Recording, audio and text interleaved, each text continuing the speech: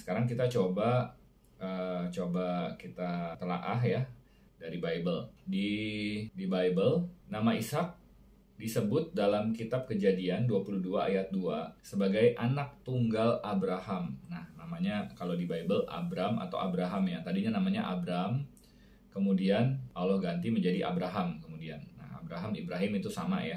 Fakta di Bible, Ismail itu lahir ketika Abraham berusia 86 tahun. Ini di kitab Kejadian 16 ayat 16.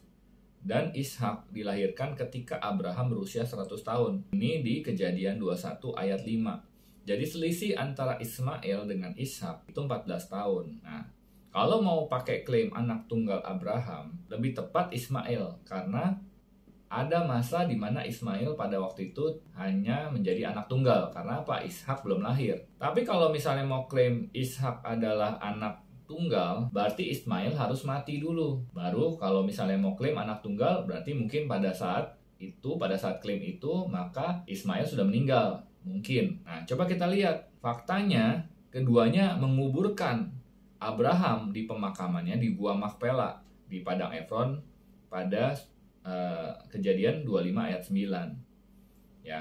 Nah, kita coba baca nih, di kitab Kejadian 16 ayat 16. Abram berumur 86 tahun ketika Hagar melahirkan Ismail baginya. Ya, Kejadian 21 ayat 5. Adapun Abraham berumur 100 tahun ketika Ishak anaknya lahir baginya.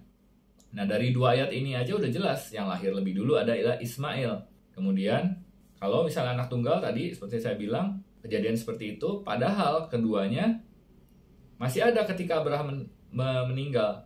Ya, di Kejadian 25 ayat 7 sampai 9 disebutkan Abraham mencapai umur 175 tahun lalu ia meninggal. Dan anak-anaknya Ishak dan Ismail, masih ada dua-duanya, menguburkan dia dalam Gua Makpela. Nah, jadi ini ada yang salah. Nah, dari Bible sendiri ini terbantahkan kalau dibilang Ishak anak tunggal, terbantahkan.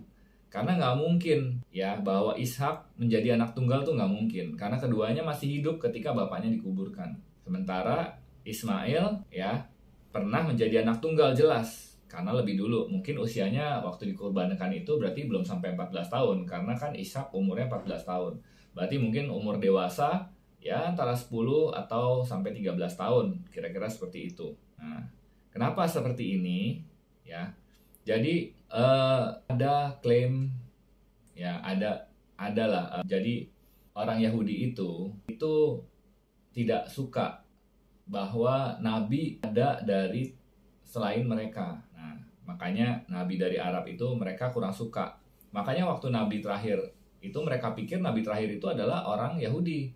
Ternyata nabi terakhir itu adalah nabi dari orang Arab. Itu pun masih keturunan dari Nabi Ibrahim.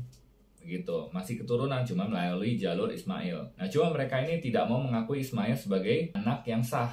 Jadi dianggapnya keturunan yang bukan sah. Padahal di kitab Kejadian 25 ayat 12 disebutkan begini. Inilah keturunan Ismail, anak Abraham yang telah dilahirkan baginya oleh Hagar, perempuan Mesir, hamba Sarah itu. Bahkan Bible sendiri menyebut ini keturunan Ismail, anak Abraham. Jadi kalau mau bilang bahwa ini bukan anak yang sah, nggak mungkin. Karena Bible sendiri bilang seperti itu.